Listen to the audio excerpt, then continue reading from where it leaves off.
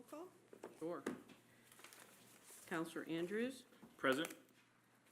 Counselor Catalani is absent. Counselor Fliegel? Here. Counselor Coroli is absent. Counselor Riddell is absent. Counselor Touche is absent. Counselor Shear? Here. Mayor Miller? Here. We do not have a quorum, therefore no votes can be taken this evening. Okay. All right, just a reminder to please silence all cellular devices during the meeting. Thank you. And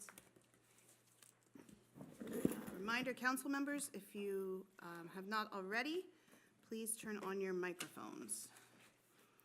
All right, no special visitors, which takes us to public comment period number 1. Please step to the microphone, state your name and address for the record, and try to limit your comments to 5 minutes.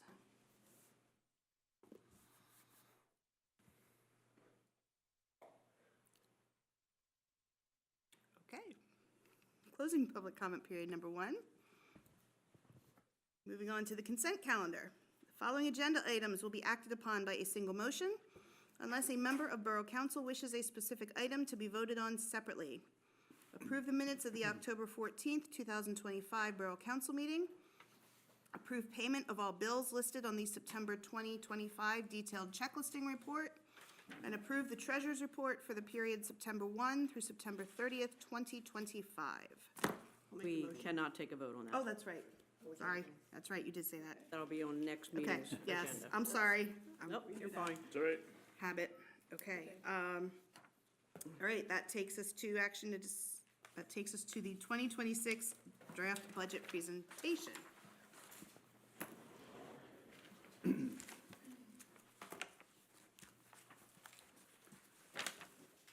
Okay, you should have copies of the budget in front of you and a copy of the PowerPoint that's on the screen for everybody to display. So this is what we always do. This is our worst-case scenario. This is what we think would be the worst it could possibly be, depending on how things shake out. So we'll start with the general fund. The general fund balance, we're projecting a beginning balance of $422,000, which is short of the $700,000 that we need to operate through the first quarter of next year. So right off the bat, we're in the negative $277,000. So that's not good. The factors that are affecting next year's budget, the consumer price index increase is 3.3%. So the salaries have been increased 3.3%. There is an additional 1.55% for the treasurer, utility billing specialist, and admin assistant that was agreed to at last year's budget. Social Security just announced that they're going to have a 2.8% increase. And then we get to the big one for us is the health insurance. We're a member of the PA Municipal Health Insurance Cooperative through Benecon. The average increase for all the members in PIMIC this year are 14 to 18%. We got tacked with a 19.8% increase. Dental insurance went up 4.8%. Vision stayed even, which is good. And then our employee contributions also would increase 19.8%. We also rounded it up a little bit to make it round numbers. It'd be $50 to pay for family, $30 for singles. So that's what's factored into the budget. We're not anticipating any insurance refund because our claim histories are in the negative right now to the tune of about $31,000. So we're not anticipating any surplus again next year, which I think we've been 2 or 3 years in a row now with no refund, surplus refund.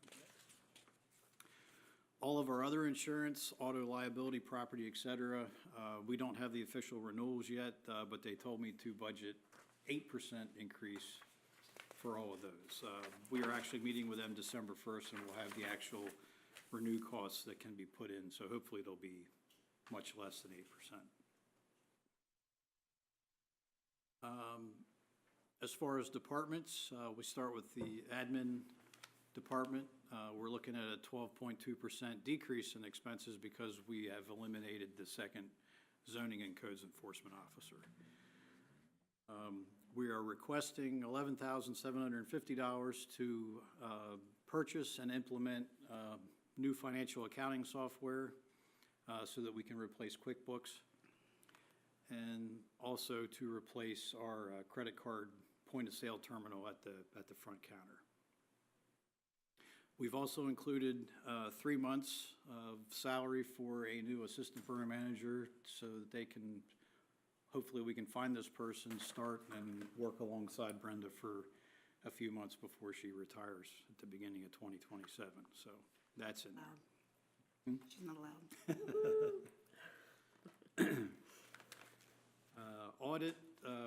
Audit went up 19.4% to $45,000.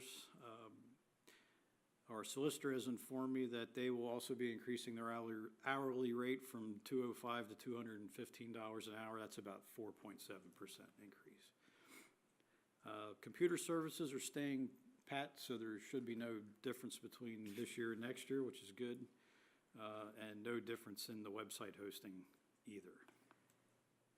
Engineering, I was able to bump down a little bit. We're not expecting any crazy projects next year, so looking at the 5-year average, I was comfortable in reducing that a bit. So it's about an 8.9% decrease.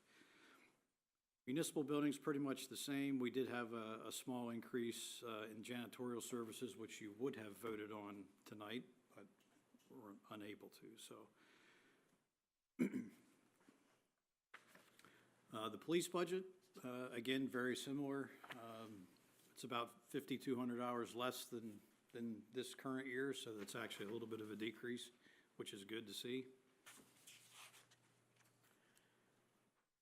Fire department funding, we will talk about that when we get to the actual fire protection fund. And just a reminder, the emergency medical services, this is our last year at the $5 per person per household rate. Next year we switch to $7 per household, so you're going to see an increase there next year. Emergency management, I don't know if you've heard or read in the news, it looks like Mount Gretna Borough is leaving the Western Lebanon County Regional Emergency Management Agency, so we have not received anything in writing yet, but I believe they're working on that, so we're going to lose one member out of that. That takes us to the Public Works Department. A bit of an increase there because of requesting, once again this year, an extra full-time person and one seasonal laborer to help out during the summer mowing season. All the equipment and vehicle replacements we'll talk about when we get to the Capital Reserve Fund, because that's where all that stuff is paid out of. Snow and ice removal. The cost per ton of salt has gone up again about 4.3%, from $88.05 a ton to $92 a ton. And we're also requesting $5,800 to purchase 4,000 gallons of liquid calcium chloride to help. We can use it as a pre-treatment. We can also use it to make the salt work a little better when the temperatures are below 25 degrees. So, street lighting, expecting a little bit of an increase there, about 5.5%. Storm sewers and drains, there's a couple projects that we're looking to do. This year we had ARM Group look at the north-south alley between the 900 block of East Oak and East Maple Street. It has flooded in there forever. We've tried to make some temporary changes, but it still is flooding, and it doesn't seem like there's a good solution. So we had them do a geophysical study there. It looks like a very good area to drill another injection well, but until we drill it, we won't know for sure. So estimated cost to drill a well, a test well, is about $25,000.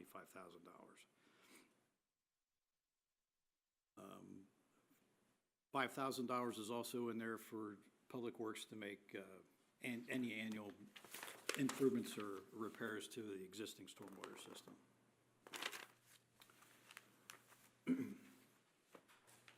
Street maintenance, We again included $25,000 in there for asphalt for Public Works to purchase to make, small repairs that they can handle. There's quite a bit of paving in this year's budget. The estimate is $764,000 for the roads that we are looking to pave next year.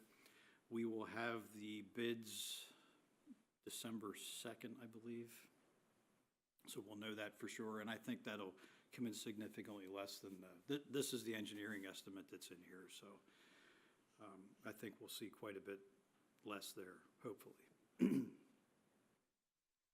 So the roads for the audience, it's South Duke Street from Main Street to Elm Street, East Walnut Street from South Duke Street to the dead end, East Pine Street from South Duke Street to the dead end, East Birch Street and East Cypress Street, the little stubs that go into Southeast Park, and then little stub of East Elm Street from South Duke to Sycamore and Sandalwood where it splits apart there, and then Sycamore Lane and Sandalwood, the full length, and also Colony Drive in the center there. And Colonial Road, I'm sorry. We've also, since we're in the area of paving, and we've had requests in the past about paving the parking lot at Southeast Park, we also asked them to put in a bid alternate to pave the driveway in the parking lot. Engineer's estimate was $75,000, so we'll see what that turns out to be. And because there's so much paving, we did not include any microsurface sealing for next year.